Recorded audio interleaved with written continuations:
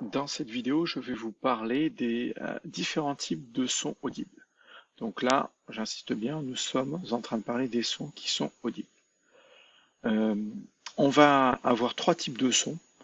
Des sons qui vont être qualifiés de purs parce qu'ils vont ils vont correspondre à une onde sonore périodique, c'est-à-dire qui se répète à intervalles réguliers, sinusoïdale, donc avec cette forme de courbe particulière qui va correspondre à la fonction mathématique sinus. Donc voilà pourquoi elle s'appelle sinusoïdale.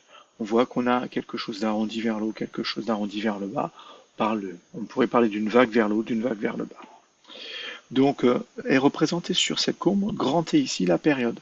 Ça serait si l'axe ici, horizontal, l'axe des abscisses, représente le temps ou la durée, et ben on va avoir ici, on va lire la période, c'est-à-dire le temps nécessaire pour reproduire la partie du signal, une partie du signal qui se répète.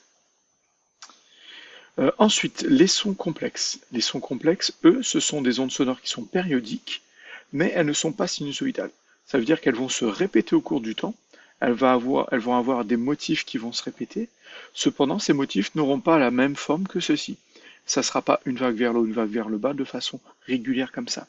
On peut avoir des signaux qui vont avoir des formes assez complexes, mais quoi qu'il arrive, qui vont se répéter. On voit bien qu'ici, on a une grosse vague vers le haut qui est coupée en deux, une moyenne ici et une vague vers le bas qui est coupée en deux. Et on retrouve ce motif ici. On voit que ce motif complet se répète. Et donc ça, c'est un son complexe. Enfin, les bruits, qui sont des sons complexes mais irréguliers, c'est-à-dire non périodiques. On ne retrouve pas une forme de courbe, une forme du son du signal, pardon, qui se reproduit au cours du temps.